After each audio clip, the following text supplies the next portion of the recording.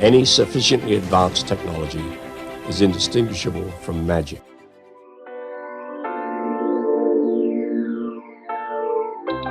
Welcome to episode 1 of Think Like a Nobel Prize Winner, which is part of my mission to convey the wisdom, not only the knowledge, of some of the greatest minds in human history.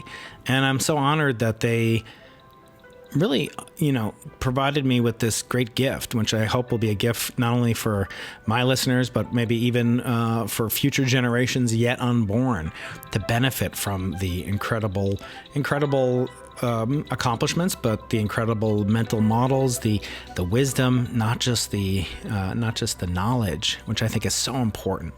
So I thought today I'd read the first chapter of my book, Think Like a Nobel Prize Winner, now available everywhere books are sold, on Amazon at least. And I want to start with the foreword, which was graciously provided by 2017 Nobel Prize winner Barish. And Barry wrote the foreword along with James Altucher, one of my favorite podcasters of all time. James wrote the second part of the foreword. I've got 2 forewords. Maybe that's an 8-word. But I want to read what Barry had to write, and I want to encourage you to please check out the podcast. And also, don't forget to subscribe to my main podcast, which is Into the Impossible. That is available wherever podcasts are sold. So let me start with the foreword, which Barry calls "Curiosity Killed the Cat, but Not the Scientist." What do the 9 scientists in Brian Keating's book have in common besides having a Nobel Prize? Perhaps the most interesting common attribute is their insatiable curiosities. In different ways, curiosity is the common driving force the interviewees articulate in their quest to understand the physical world. Each of these very successful scientists has been strongly driven to understand the unknown and the unknowable. Their very different strengths, weaknesses, and approaches to pursuing the frontiers of science and their own lives are revealed through selective articulation from Brian's probing interviews, accompanied by Brian's own very interesting and candid reactions and interpretations. While reading this short book, don't skip the very interesting and short interstitial chapter called The Scientific Method. What inspired Brian to write it is unclear, but its importance cannot be overemphasized. We deal with alternate truths and fake news on a daily basis. Aristotle taught us how to use inductive and deductive reasoning to advance knowledge, and Galileo introduced the use of experiments as a research tool. Finally, Newton, in the Principia, wrote down his 4 rules of reasoning, which established the scientific method. Now, we rely on statistical arguments to establish confidence in our experimental conclusions as well as consensus, as emphasized by Keating. These same principles need to be applied to establishing the truth for societal questions like global warming or the effectiveness and risks of COVID vaccines. Lastly, I conclude with a personal observation. Understanding science is hard enough. Understanding scientists is even harder. As a leading scientist, Keating deserves a lot of credit for also tackling the latter. I couldn't be more pleased to get that forward from Barry Barish. James Altucher also provided a very long and delightful forward. I will let you read that in his wonderful contribution to my book. But now I want to start with the first chapter, which is really the one of only the 3 chapters that I wrote: introduction, this interstitial chapter that Barry mentioned, and also the conclusion, where I take away and summarize my learnings from this journey through the following chapters in the book with my heroes of modern science. So I start my introduction with a quote that inspired the name of my podcast, the other podcast you're listening to, hopefully Think Like a Nobel Prize Winner. I hope you'll rate the podcast, review it, etc. And if you're watching this on YouTube, please do check out on podcast. I won't be reposting the interviews I did here on YouTube, but you can find all the audio-only content on iTunes, on Stitcher, Spotify, etc., etc. And on my website, where you'll find a page dedicated to Think Like a Nobel Prize Winner, the podcast, and the book, with free bonus material. So I start with Arthur C. Clarke. The only way of discovering the limits of the possible is to venture a little way past them into the impossible. When 2017 Nobel Prize winner Barry Barish told me he had suffered from the Imposter Syndrome, the hair stood up on the back of my neck. I couldn't believe that one of the most influential figures in my life and career is mortal, is a human being. This shook me to my core, because I thought winning a Nobel Prize would be perhaps the greatest accomplishment one could have and not lead to feelings of doubt and inadequacy, certainly, and certainly not the imposter syndrome. He was mortal. He was human. He sometimes feels insecure just like I do. Every time I'm teaching, in the back of my head, I'm thinking, who am I to do this? I've always struggled with math, and physics never came naturally to me. I got where I am because of my passion and curiosity, not my SAT scores. Whereas society venerates the genius. Maybe that's you, but it's certainly not me. I've always suffered from the imposter syndrome, discovering that Barish did too, even after winning a Nobel Prize, the highest regard in my field, and, I claim, in society itself, immensely comforted me. If he was insecure about how he compared to Einstein, I wanted to comfort him too. Einstein was in awe of Isaac Newton, saying, Newton determined the course of Western thought, research, and practice like no one else before or since. And Newton, too, had his doubts of inadequacy. Compared to whom did Newton feel wholly inadequate? Jesus Christ Almighty. The truth is, the imposter syndrome is just a normal, even healthy dose of inadequacy. As such, we can never overcome it or defeat it, nor should we try to. But we can manage it through understanding and acceptance. Hearing about Barry's experience allowed me to do exactly that. And I hope by sharing that message in this book would also help others manage, including you. This was the moment I decided to create this book. It's not a physics book. These pages are not for aspiring Nobel Prize winners, mathematicians, or any of my fellow geeks, dweebs, or nerds. In fact, I specifically wrote it for non-scientists, for those who, because of the quotidian demands of everyday life, don't have the time often to think about the big picture topics that humans are capable of exploring. But most of all, I hope by humanizing science as well as scientists, by showing the craft of science as performed by its master practitioners, you, my listener, my reader, would see common themes emerge that will boost your creativity, stoke your imagination, and most of all, help you overcome barriers that limit your success, such as the imposter syndrome, thereby unlocking your full potential for out of this multiverse success. And even though I didn't write it for physicists, it's appropriate to consider why the subjects of this book, who are all physicists, why are they good role models? Well, I think it's because physicists are mental Swiss Army knives, a cerebral SEAL Team 6.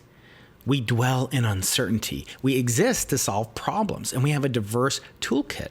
While we're not the best mathematicians, just ask a real mathematician. We're not the best engineers. Again, ask one of them. We're also not the best writers, speakers, communicators, but no single group can simultaneously do all of these disparate tasks so well as the physicist I've compiled here. That's what makes them worth listening to and learning from. I sure have. The individuals in this book have balanced collaboration with competition. All scientists stand on the proverbial shoulders of giants of past and present, yet some of the most profound moments of inspiration do breathe magic into the equations of a single individual at one unique time. There's a skill to know when to listen and to know when to talk, for you can't do both at the same time. It's often said that you've been given 2 ears and 1 mouth, such that you might talk half as much as you listen.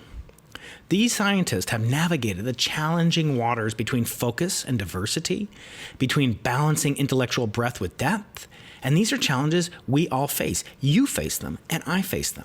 Whether you're a scientist or a salesman, you sometimes have to niche down to solve problems. Imagine trying to sell every car model ever made. You couldn't do it. You have to niche down to be successful. And yet you also have to have diversity of expertise and of creative thought.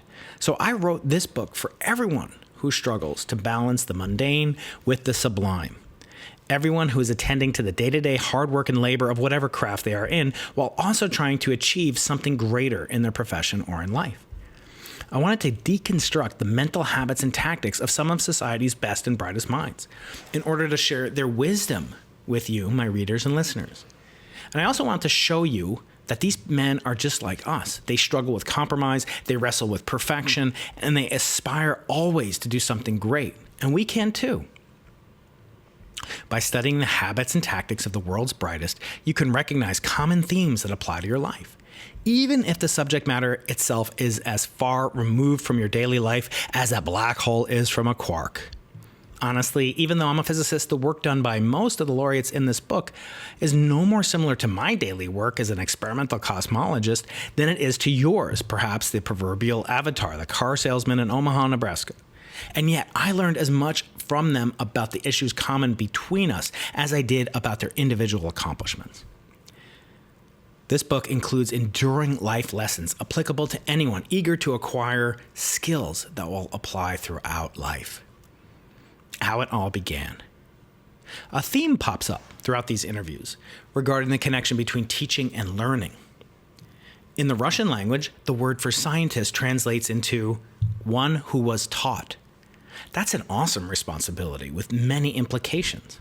If we were taught, we have an obligation to teach as well. But the paradox emerges as follows. To be a good teacher, you must also be a good student. You must study how people learn in order to teach others effectively. And to learn, you must not only study, but also teach to make it enduring. In that way, I also have a selfish motivation behind this book. I wanted to share everything I learned from these laureates in order to learn it even more durably myself. Mostly, however, I see this book as an extension of my duty as an educator. That's also how the podcast Into the Impossible began. I view it, as many of you may know, I view it as sort of a moral obligation for scientists who are supported by the public to give back to the public. I don't do this for the monetary reward. How can a 99-cent ebook really be expected to make much money for an author? No, I do it because I feel a moral obligation to teach you, the tax-paying public, the lessons that I've learned in words you can understand, in language you can understand, and never, ever dumb it down. And this is kind of creating, as I say, the free university I wish existed when I was a kid that you could attend in your pajamas and incur no student loan debt. I've always had an insatiable curiosity about learning and education, combined with the recognition that life is short. And I wanted to extract as much wisdom from life as I could while I could. Now, as a college professor, I think of teachers like myself as shortcuts, as hacks in this endeavor. Teachers act as a tool to reduce the amount of time otherwise required to learn something on one's own. By compressing and making the learning process as efficient as possible, but no more so, I think is the best way to accomplish our duty, our role as educators. The word educator means to bring out of, not to pour into, in its root language of Latin. In other words, there's a value in wrestling with material that can't be hacked away. So as Einstein said, make it as simple as possible, but no simpler. But I also think you should make the learning process as efficient as possible, but no more efficient. As part of my duty as an educator, I want to cultivate a collection of dream faculty comprised of the minds I wish I had encountered in my life. The next best thing to having them as my actual teachers was to learn from their interviews in a way that distilled their knowledge, philosophy of life, their struggles, their tactics, and habits into a digestible, easy-to-consume form. And I started doing that in 2018 at UC San Diego, where I am the co-director of the Arthur C. Clarke Center for Human Imagination, in addition to being the Chancellor's Distinguished Professor of Physics. I realized I had an unfair advantage. I was privileged as part of the Clarke Center to have access to some of the greatest minds in human history, ranging from Pulitzer Prize winners and authors to CEOs to artists and to astronauts even. As a co-director of the Arthur C. Clarke Center, I had access to all these variety of thinkers and writers and inventors courtesy of our guest speaker series. And that's how Into the Impossible really emerged. The list of invited speakers was not at all limited to scientists. And in fact, the common denominator was always conversations about human curiosity, imagination, and communication from a wide variety of vantage points. I realized it would be a missed opportunity if only those people who attended our live events benefited from these world-class intellects. So we supplemented their visits when they came with podcast interviews, during which I, alongside Eric Veary, the director of the Arthur C. Clarke Center, and others like Stuart Walkow, would go into detail with some of the visiting speakers. I started referring to the podcast as the university I wish I could have attended in pajamas, where we don't incur student loan debt, as I said. So the goal of the podcast is to interview the greatest minds for the greatest number of people. And in fact, my first guest was the esteemed physicist Freeman Dyson. I next interviewed science fiction authors like Andy Weir, Kim Stanley Robinson, poets and artists, including Herbert Siguenza and Ray Armantrout, astronauts such as Jessica Meir and Nicole Stott, and many others. Along the way, I also started to collect a curated subset of interviews with Nobel Prize winning physicists.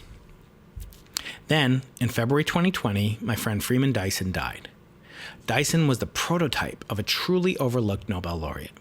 His contributions to our understanding of the fundamentals of matter and energy cannot be overstated, yet he was bypassed for the Nobel Prize he surely deserved. I was honored to frequently host him for his winter visits from Princeton to enjoy La Jolla's sublime weather.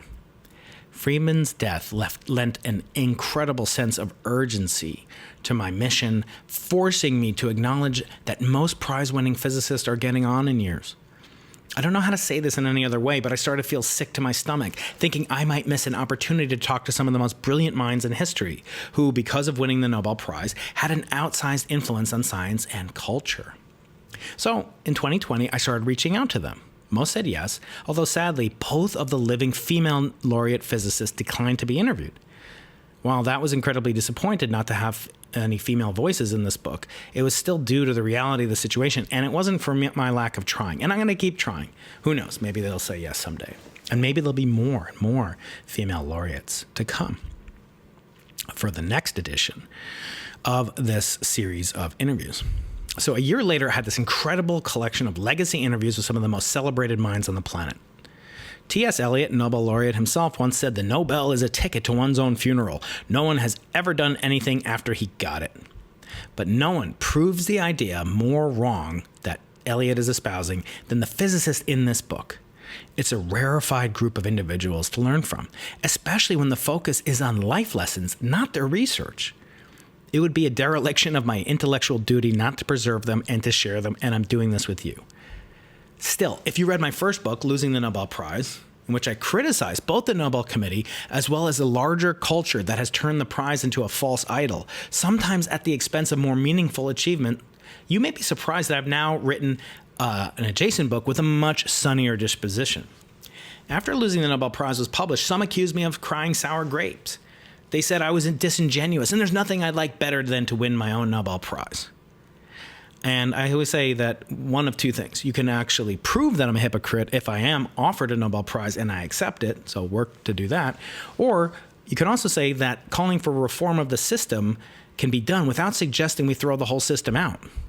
We can use the prestige and veneration of the prize to agitate for reform and to live up to what the prize could be. On the other hand, I say, of course, the prize already does represent something almost mystical to millions around the world, and those who have won it have much to teach and to inspire. Why lose that opportunity?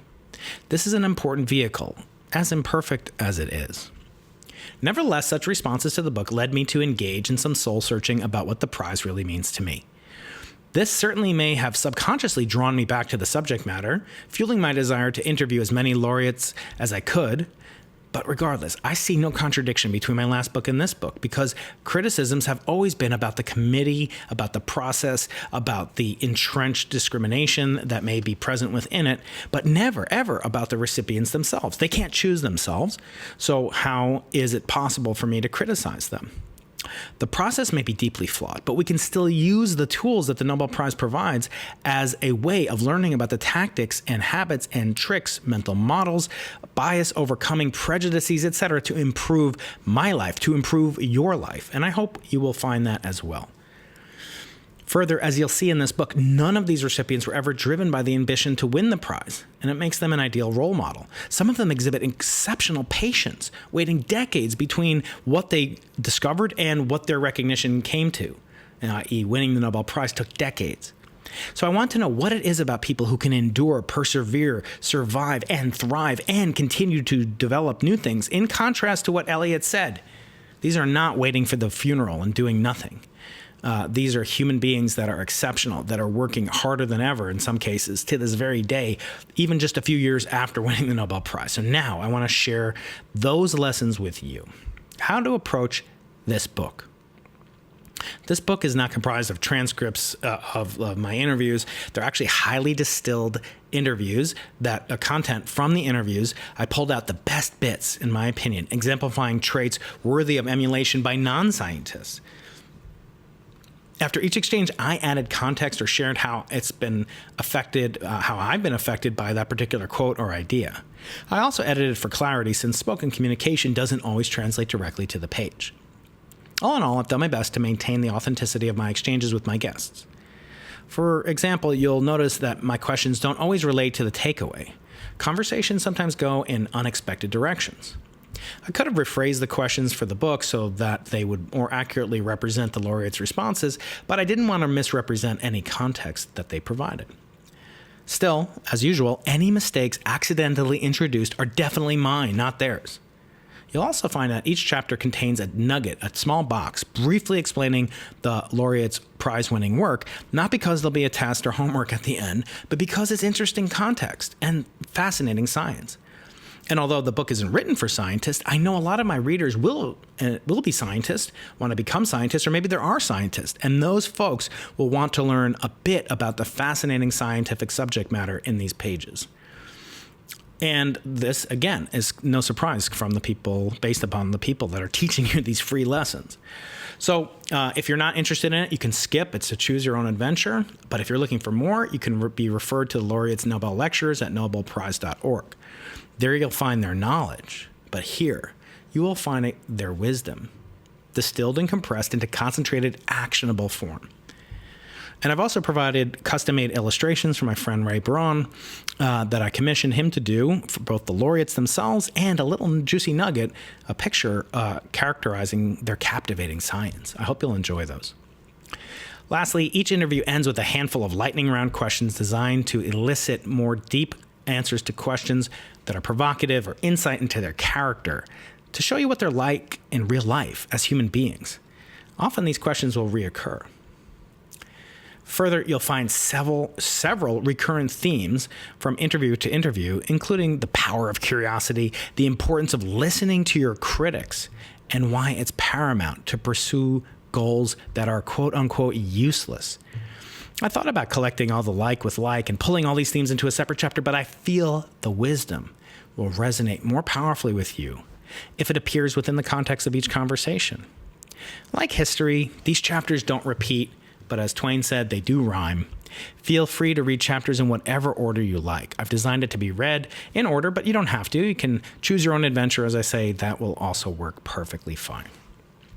One last disclaimer, although these interviews are with individual winners, no one did their work alone. Scientists work in teams, and the teams have only gotten bigger over the decades, often crossing continents and spanning decades.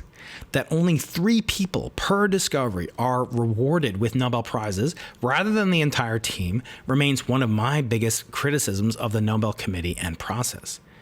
As such, you'll find not only do I feel this way, most, if not all, of the laureates agree with this flaw in the Nobel Prize, and you'll see I often repeat, as do they, my team, their team, if they're talking about it or if I'm talking about it. You may find that nauseating ad nauseum, but that's intentional because I do believe it's one of the biggest flaws, that we overlook the contributions of teams. And I think actually including teams would do wonders for increasing the diversity of the Nobel Prizes, including more women and minorities, and I'll be speaking about that in future episodes. So what will you learn in this book? You'll find no high-level physics here. There's no equations, there's no homework. In these pages are years of wisdom distilled into chunks of actionable intelligence, including examples of resilience, of patience, and of courage. You'll learn how to deconstruct the most vexing problems in your life and see common threads between widely disparate, separated aspects in your life or career, and hopefully help you weave them together and find meaning in the interactions that occur, in the occasional struggles you will have, either with the subject that you're dealing with in your life or with people you collaborate or work with along the way. You'll learn why it's essential not only to immerse yourself in the past history of your craft, but also to invest in the future of your field by teaching the upcoming generations of practitioners as well. You'll learn the value of patience, that science has a great deal in common with art, and the value in doing something for its own sake, rather than to receive accolades and attention. And you'll be powerfully reminded to allow curiosity, beauty, and serendipity to bring joy into your life through the surprising cracks that open up each time we turn fresh eyes onto a new problem. Why learn these skills from physicists specifically? First, physicists are problem solvers by design. They're also talented observers of physical reality trained to minimize their biases. And they've done so by being generalists, by pulling tools from disparate fields including mathematics, logic, art, philosophy, some even including mysticism. Finally, their ultimate goal is to make sense of the universe and our place in it, a goal all humans are eager to pursue. The scientific method is the most powerful tool to analyze the physical world around us. In that way, science belongs to all of us. Perhaps most importantly, successful physicists, like the 9 featured herein, all have excellent soft skills. They've had to learn how to communicate and lead, often through trial and error. When I ask my students the most important skills needed to be a physicist, they usually say mathematical ability or maybe laboratory experimental skills. Wrong and wrong. Communication skills and emotional intelligence are the 2 most important tools among the greatest minds in my field. Whether it's correlated or causative, the laureates in this book have the ability to recognize humanity and that physics is ultimately a science which can only be done by human beings. But if you learn only one thing from this book, I want it to be that these geniuses are mere mortals. They suffer from the same foibles, challenges, and prejudices that afflict us all. Through these conversations, we can learn how better to deal with the afflictions ourselves. Finally, if you learn nothing at all, I believe you'll be inspired.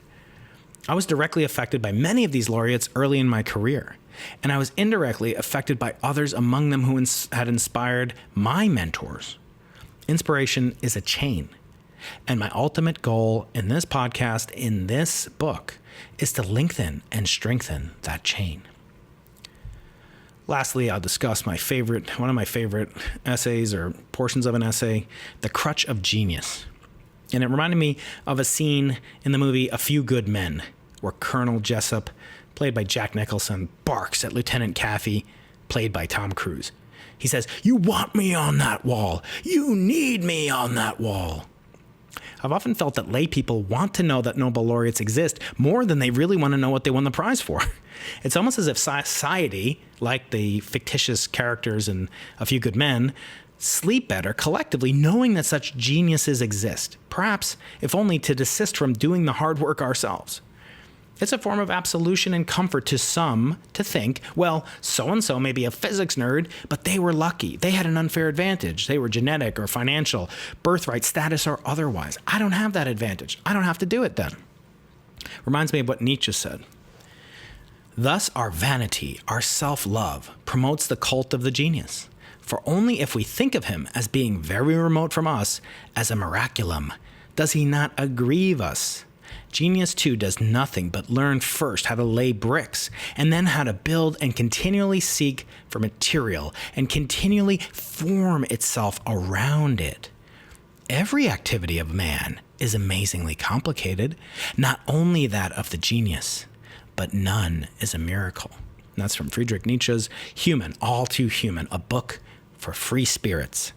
Now, the laureates themselves in this book, think like a Nobel Prize winner, are maybe not all what you'd consider free spirits, but most of them came from humble backgrounds, but they were able to build solid intellectual walls, showing that genius is often a triumph of hard work, not merely the caprice of fortune or birthright. To me, this is more comforting. What one craftsman can build, so can another. That is our task in this book too. Brick by brick. Let us see how it is done. So that's the introduction chapter to Think Like a Nobel Prize Winner. I hope you'll pick up the book on Amazon. It's available in every format you can imagine. Please rate it there.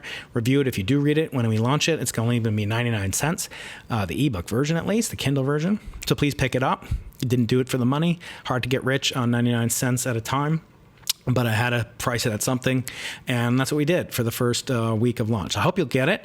I hope you leave a review there. Leave a review of this podcast, wherever you're listening to this podcast, or follow, subscribe. And don't forget my main podcast channel, which will have more interviews with Nobel laureates and other geniuses, brainiacs, billionaires, astronauts, and more. Deepest thinkers, the university I wish existed. Now it exists for you. I'm doing it for you. Please send me an email, join my mailing list at briankeating.com, and get the bonus material for this book on those pages. For now, thanking you so much for exploring these wonderful lessons from laureates. Into the Impossibles spin-off podcast, Think Like a Nobel Prize Winner. Till next time.